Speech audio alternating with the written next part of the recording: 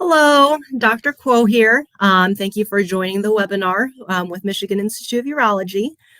This is going to be a webinar about prostate cancer, kind of taking you through the steps of what it is and kind of how we do the workup and what treatment options are.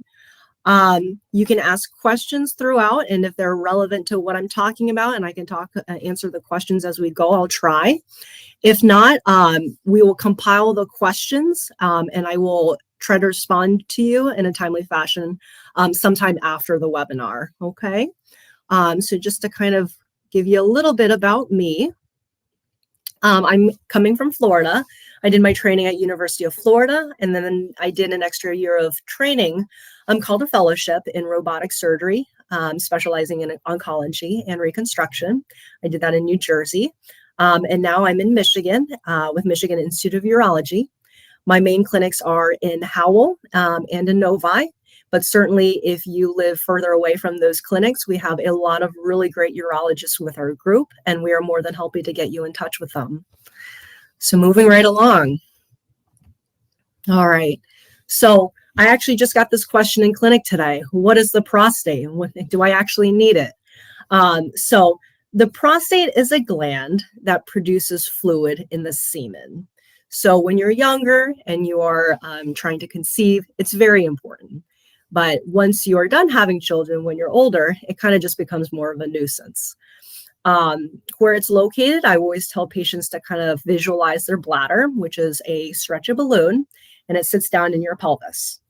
The bladder has a funnel shape to it, and then it comes into a tube that comes out of the penis, and that's where the urine comes out of. Your prostate is actually a separate gland, and it sits right below the bladder, okay? And the urine runs right through the middle of it, kind of like a donut. When you are young, the prostate is small. We always say when you're about 18 years old, the prostate is about the size of a walnut. And then as you get older, the prostate starts to grow. It can grow out. And that urine channel can actually get squished. It can get smaller. And so most men, once they get into the 50s, 60s, 70s, will have an enlarged prostate, okay? And that's very common. However, the reason that, let me advance my slide. The reason that we do prostate cancer screening, though, is that it's the second most common cancer in men. Every year, about 240,000 cases are diagnosed, new cases. It's also the second leading cause of cancer-related deaths in men, and that's why it's so incredibly important that people are aware that they should be screened. The average age of diagnosis is around 67, but we recommend screening between ages 55 and 70.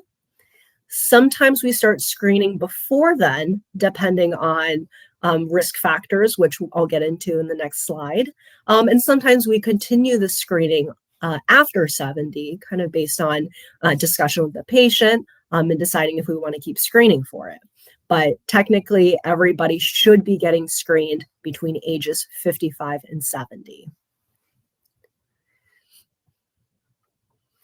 So what is prostate cancer? Well, cancer is just the scientific way of saying when normal cells start growing out of control. They don't follow the rules anymore. They don't stop growing when they're supposed to stop growing. So if they start growing out of control, they can be locally destructive, but they can also decide to leave where they're supposed to meant to be. So if they're prostate cells, if they're cancerous, they're not following the rules anymore. They will actually spread outside of the prostate and cause problems.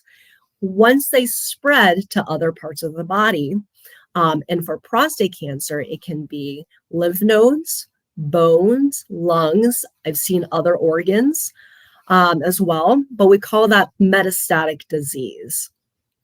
So that's just some of the terminology that sometimes when you look up prostate cancer, you'll run into.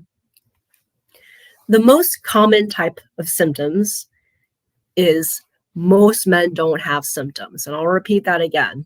Most men do not have symptoms. The list of symptoms that you see here, the issues with urination, feeling a weak stream, feeling difficulties with urinating, dysuria or painful urination, all of these symptoms warrant a appointment with your doctor, either your primary care or your urologist, to review. Sometimes it's related to issues completely unrelated to prostate cancer.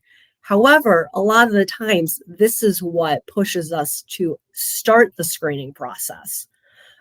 So the main takeaway is that even if you feel like you don't have any urination issues, you're doing just fine, you still should be screened.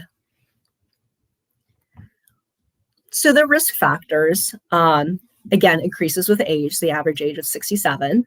Certainly, I have unfortunately diagnosed prostate cancer in men in their 40s. Okay, so definitely can present in younger men.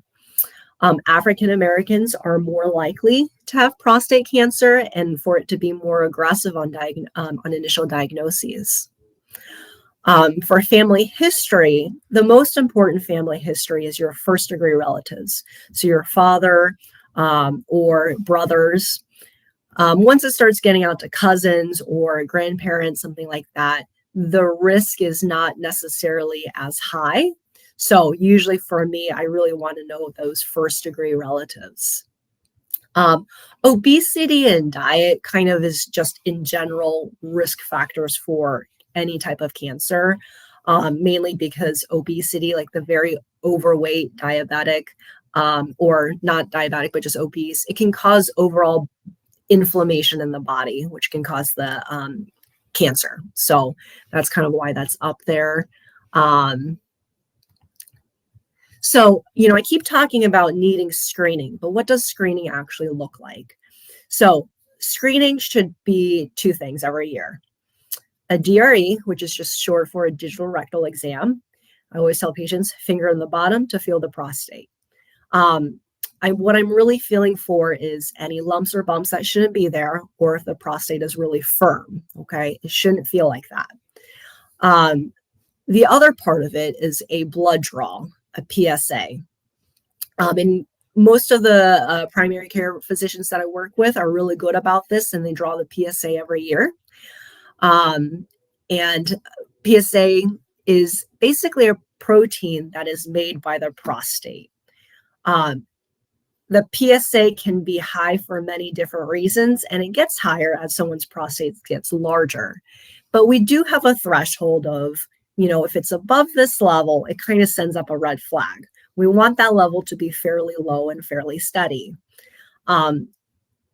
Between this rectal exam and the PSA blood test, these are just screening tools, meaning they will not diagnose prostate cancer. But if there's a suspicion that something is abnormal, that is a reason for more testing. So it's more so just sending up the red flag saying, hey, take another look at this. You might need more screening. All right. So when someone comes to me with an elevated PSA or an abnormal rectal exam, sometimes I will actually repeat blood testing. Just to ensure that that PSA level is indeed high, because a lot of the times it can fluctuate. So for me, it's always double checking, confirming that lab.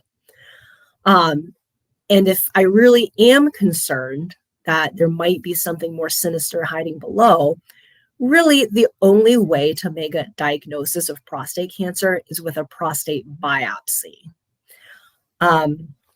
Every clinic will do it a little bit differently, but just to kind of briefly go over how I've typically done it, we usually just do it in clinic. Patients are totally awake. Sometimes we give you a relaxant just for the anxiety.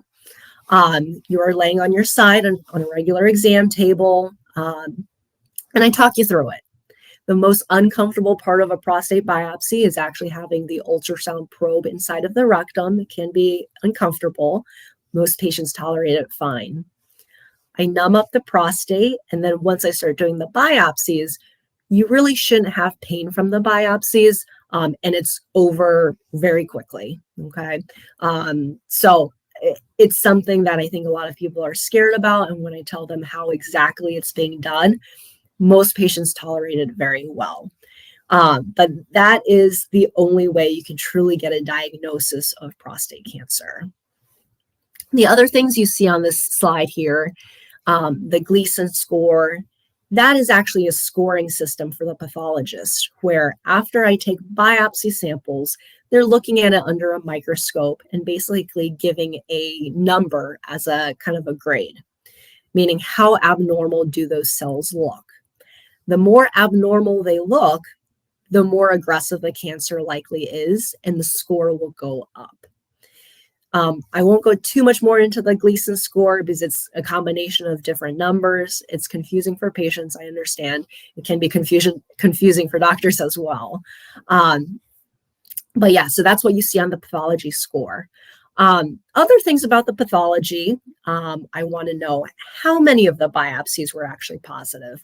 Of the individual biopsy, was it 100% positive, or are they only seeing 5% of that biopsy positive?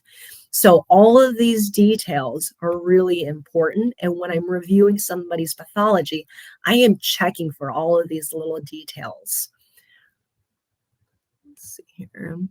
So sometimes, yes. So a core is basically the medical term for a biopsy sample. And usually the standard is typically 12 cores. Sometimes there are more in different settings. Usually there should not be less. So usually 12 is the standard recommended.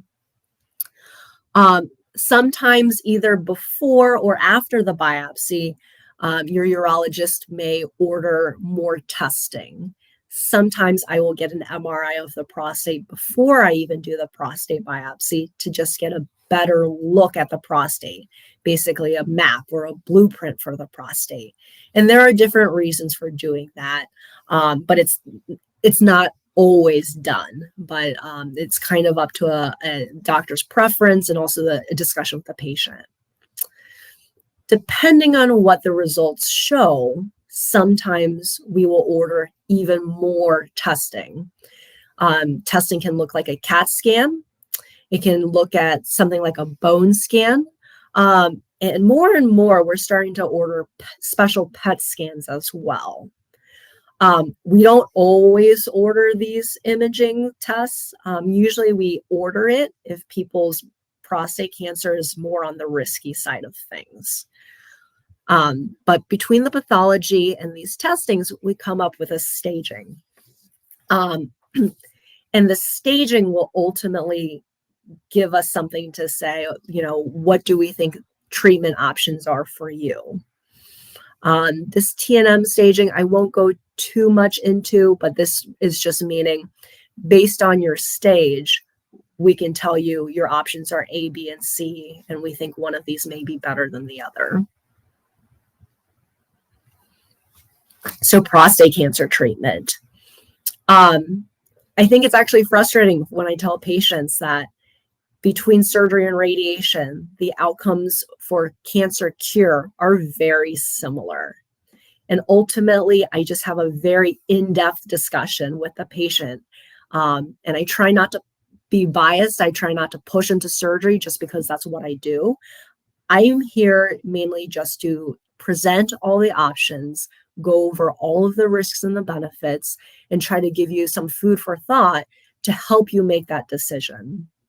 And what I always tell patients is an extremely personalized decision. I can't make a blanket statement for everyone. A lot of this is dependent on what is your overall health? What sort of medications are you on? What previous surgeries have you had? I'm also asking some more personal information, like what are your urination symptoms? What is your erectile function, and kind of what do these symptoms look like for you as far as quality of life? And after I have this really long discussion, I always say, don't give me an answer right now. I need you to go home, just sleep on it and think about it. And only when you feel like you've had all of your questions answered, should you make a decision. Most of the time, you will have that time to make that decision, okay? There are some instances in really aggressive prostate cancer where I'm saying that you don't have that time to make a decision, but for the most part, you have time to think about it. So that was kind of my setup, and I'll go over some of the treatment options. But again, I can't really tell you what's going to work best for you. This is just kind of more of an introduction. So active surveillance is truly just that. You are just watching and you're not doing anything. You're just keeping a close eye on it. And our guidelines have actually changed in that people with very low risk or low risk prostate cancer and only small amounts detected on the biopsy course, we started recommending active surveillance more. And that's just because no matter what we do for treatment options, there's always going to be risks and side effects.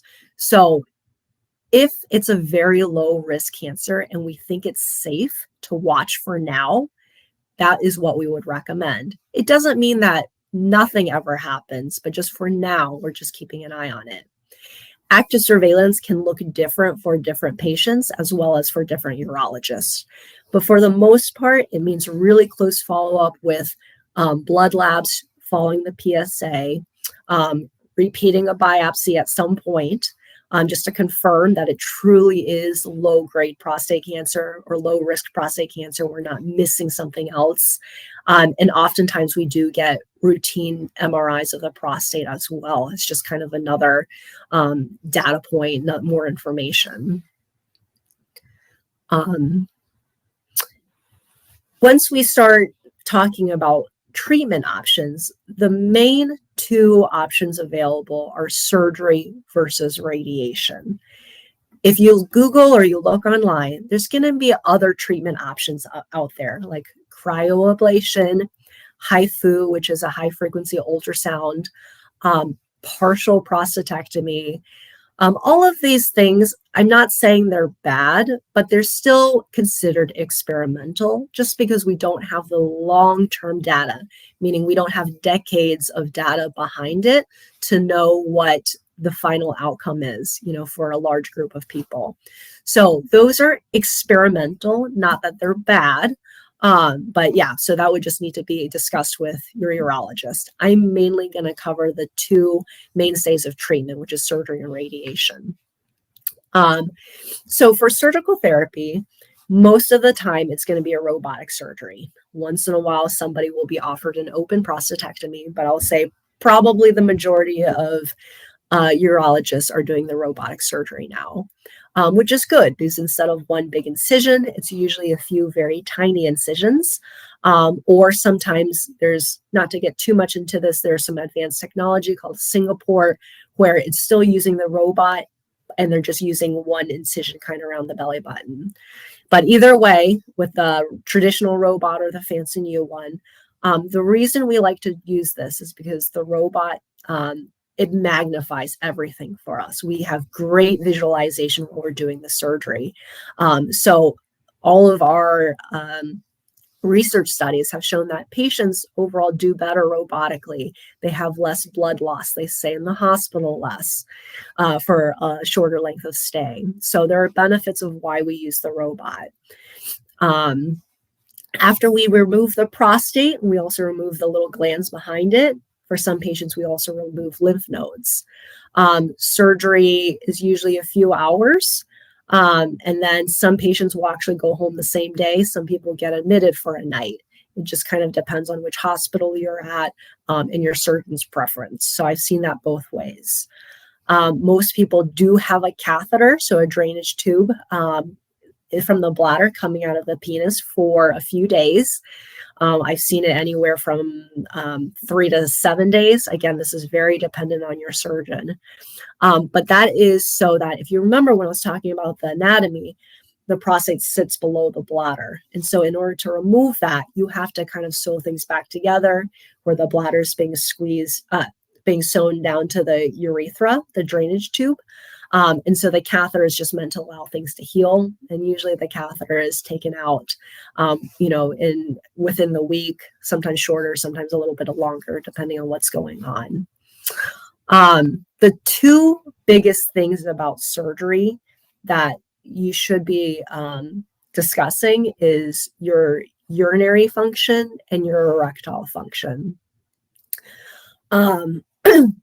So from the urinary standpoint, the majority of people will have some amount of urinary leakage. And that's because this prostate, which is fairly bulky, is now gone. And so urine will just freely flow. However, through Kegel exercises, which is pelvic floor exercises, if you're doing that religiously, most patients recover from the incontinence. The statistics, don't quote me on this, but usually about 1 year out, over 90% of patients are dry, meaning they're not leaking anymore. If they have to wear a protection, it's liner just when they're going out golfing or drinking with their buddies, something like that. So people do recover really well from the urinary side of things. Certainly, I always tell patients, it's easier for me to say that. I know it can be very frustrating for patients to experience that. Even leakage for 1 day can be really irritating. So I try to mentally prepare patients for that, expect the worst, but hope for the best. And most patients, they recover the continence, and they are, at the end of the day, pretty happy. For the erectile function, it's a little bit more tricky where I can't necessarily give you statistics because it has so much to do with your preoperative erectile function. The surgery, are they taking wide margins? Are they trying to save the nerves? Everything like that. What I say is certainly you're not going to have better erections coming out of surgery. Most people will see some type of effect. And it just will vary depending on, again, so many factors afterwards. So that is more of a tailored conversation to have with your urologist about that. So that's kind of what it looks like for surgery, to kind of give you some idea of it. For radiation therapy, I tell patients, if you are at all interested, go talk to a radiation oncologist. I like to refer my patients because I want them to hear it from them. Radiation can look like a lot of different things. It can be 5 big doses, or it can look like a lot of small treatments, but over the course of a longer time period. And it kind of just depends on what your pathology is, the hospital that's giving you the radiation. So it kind of depends on some other things as well. As far as side effects from the radiation, same thing, urination issues, erectile issues, but it's going to look different. Number one, you're not going to get those side effects immediately. After surgery, it's like an immediate change. You see those side effects right away. For radiation, I always tell patients that, after the radiation gets started, you can have some urgency and frequency, feeling like you have to go to the bathroom a lot. And that's because even though the radiation technology is really good, we're targeting just the prostate, sometimes it can affect the bladder as well. And that can cause the urgency and frequency. The good news is usually a few weeks after the radiation ends, those symptoms will go away. And in the meantime, we can try to manage it with medications. As far as the erectile function, the nerves that go to the penis for erections, they are right on the sides of the prostate. So they will be in the radiation field. So there's an argument that sometimes some erectile dysfunction is because of the radiation. But at the same time, over the course of a few years, people are also getting older as well. So it may affect it, but it's not going to be as drastic of a change as something like surgery. Okay, so focal therapy, again, this is where you are treating part of the prostate. You're not treating the whole prostate. And it would be for some very select patients. And if this is something that you're interested in, you definitely need to find a urologist who does that, and just be counseled on all of the, what we know about it. Let's see. I got some questions here. The ultrasound heat approach, yeah, I'm not very familiar with that. I don't do it. And there's probably fairly limited data. Anything that is not the traditional surgery and the radiation is still labeled experimental. best to be done at somewhere where they're actually running a clinical trial so that they can actually present you data and also at the same time monitor you and collect your data as well to help us understand those treatment options. A good point about someone had asked if erectile dysfunction drugs, if you are needing them before surgery, are they going to work the same after surgery? They may. You may need to increase the dose, or you may need the next step up for erectile dysfunction treatment, which is injections of a medication into the site of the penis. So what I would say, though, is if you have baseline erectile dysfunction, I would expect that the surgery is going to affect your erections more than someone who had perfect erectile function before surgery. Hormone therapy. So there are some instances that we will add on hormone therapy, either in conjunction with radiation therapy, or if you have very advanced prostate cancer, you may just be put on hormone therapy.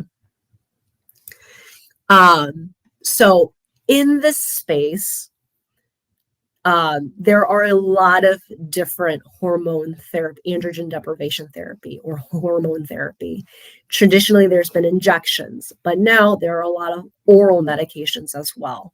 We even have chemotherapy options or immunotherapy options. This is a very tailored conversation that either your urologist or a medical oncologist will talk to you about if you need this. For the most part, the side effects of androgen deprivation therapy, basically we're dropping your testosterone really low because testosterone is thought to feed prostate cancer cells. So when we drop the testosterone, I compare it to having when a woman goes through menopause. And that's because we're not having the estrogen we used to have. So if we drop the testosterone, patients can have hot flashes, they can feel tired, they can kind of feel weak, things like that. And sometimes they get used to it, and sometimes it's just kind of this lingering, kind of every time they get the shot, they have these symptoms. So someone had asked if they've had hormone therapy in the past, but their PSA is still going up, meaning there's still a concern that there's prostate cancer around. What are the options? There are a lot of options. Usually we still continue with androgen deprivation, that's a shot, but there are a lot of oral medications as well that we add to that. And if those aren't working, we go to the next oral option. So there's a lot of different medications in that space.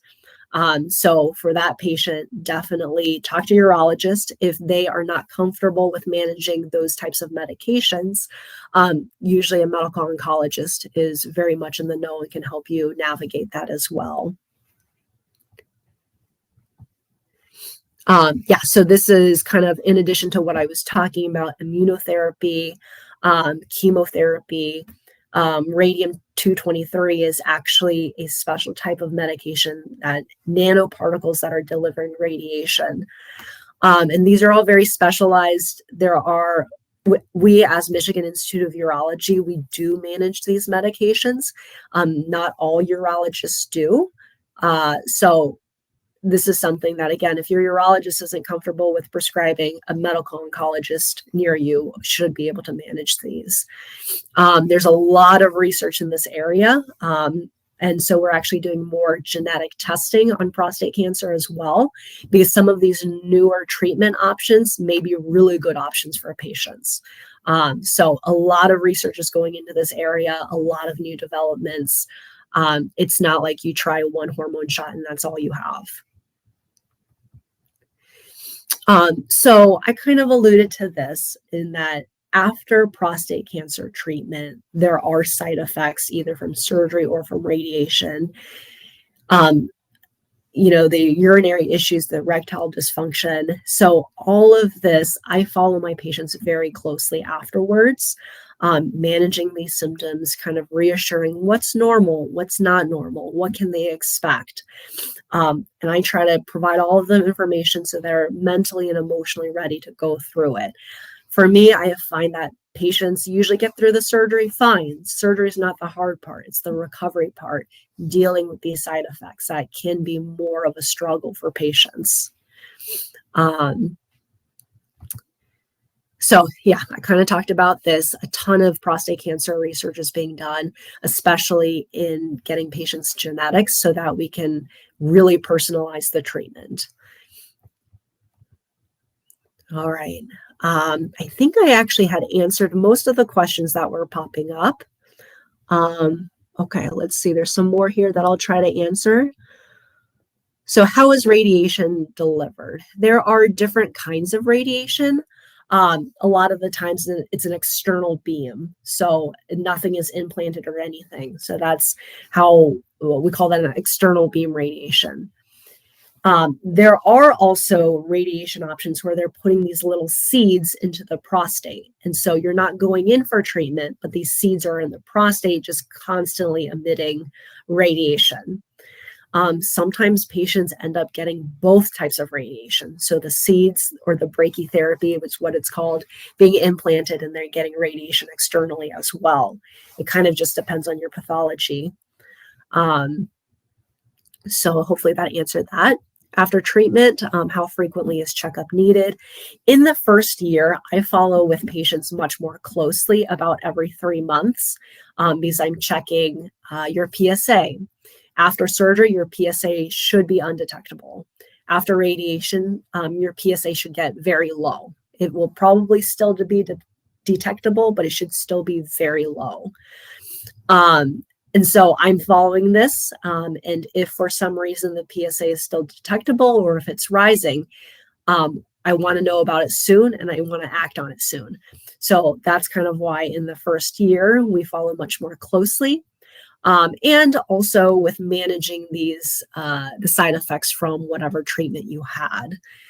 That's just what I do personally. There are some urologists that may not follow you as closely, but that's just kind of how my approach is. So some people are asking specifically about PSA numbers. So the threshold of normal is 4. Okay, for usually that age range between 55 and 70. Sometimes it's a little bit higher and it still can be normal, but it warrants someone looking at your PSAs. For someone, if it was 1 for many years and then all of a sudden it's 4 or even 3, if it goes up very quickly, that is a reason that I'm going to do more investigation. Whereas if you've had this kind of PSA that has just very slowly gone up over time and it's fairly stable, and your prostate is larger, then my concern may not be as high. It doesn't mean I totally blow it off though. But so there are different circumstances. If you go see a urologist, I say, bring all of the labs that you have. I'm never going to base my decision on just one lab number.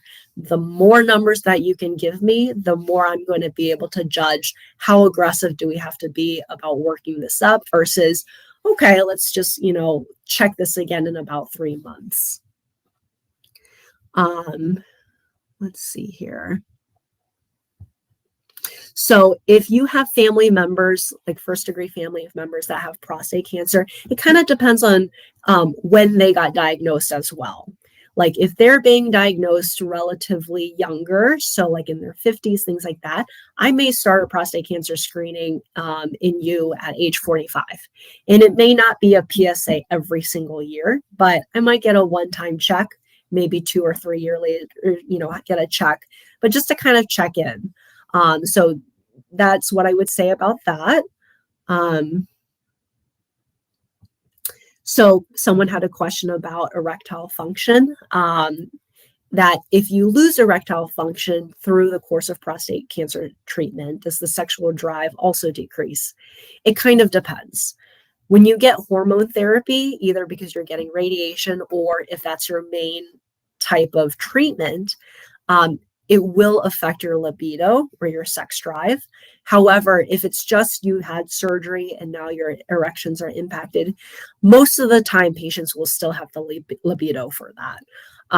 And We kind of have our algorithm where we try oral medications, there's injections. If a year there's really nothing, there's even surgeries like a penile prosthesis that can be implanted. So a lot of different options. I always tell patients the worst case scenario is that if the erections really do not come back, patients end up getting a penile prosthesis, which you can Google, and they're very happy afterwards. So someone asked that if you have radiation first, can you have surgery if it comes back? You can. My analogy, and I don't know if I have any of my own patients on here, but they've heard this analogy. When you do surgery, I say it's like 2 pieces of bread with a piece of cheese inside. You just open up the bread, you take the cheese and you throw it out. Once you've been radiated, it's like a grilled cheese. To try to get that piece of cheese out, you are scraping it out. Because of that, because the tissue is just different once it's been radiated. And so it's very hard to get the prostate out. The side effects of the urinary leakage, the erectile dysfunction is more likely to be permanent. You're less likely going to be able to recover from that.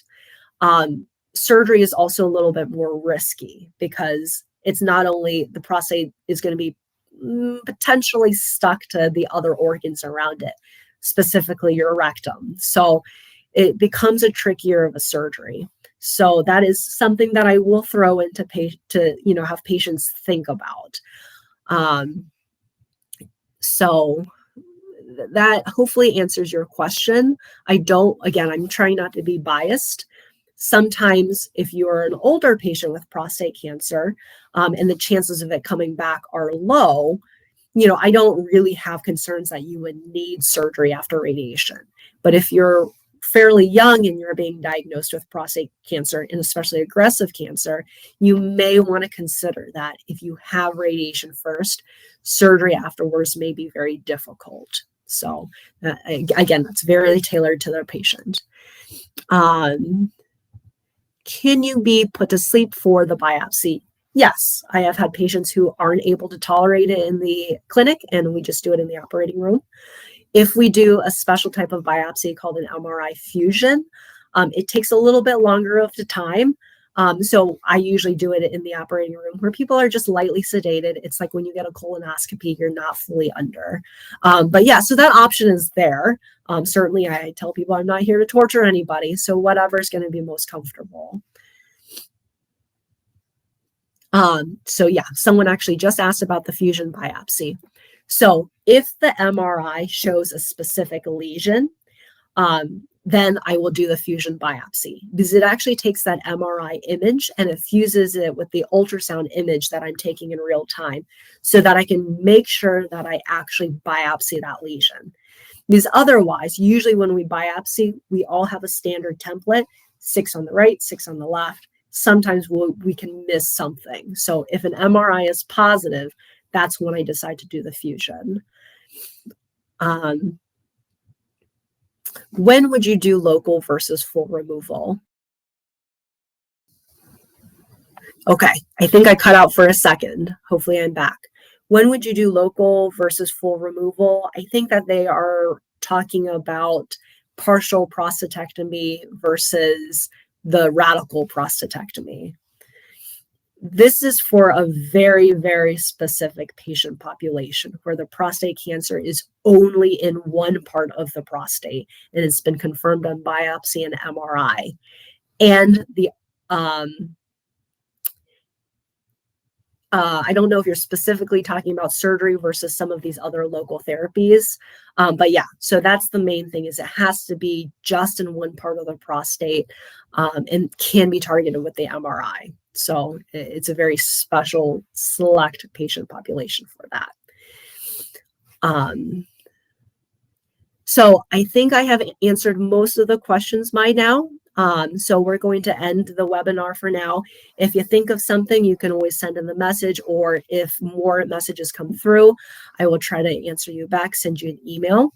Otherwise, if you have more questions, please make an appointment with me. Write down all your questions, bring them in. And I spend as much time as you need talking about, the diagnosis, treatment options, all of that. If you aren't near one of my clinics, no fear. I have a lot of great partners all around Southeast Michigan, and we can get you plugged in with them. So I hope this was informational. You've got something out of it. And certainly I wish you all well. All right. Have a good Thanksgiving, everybody.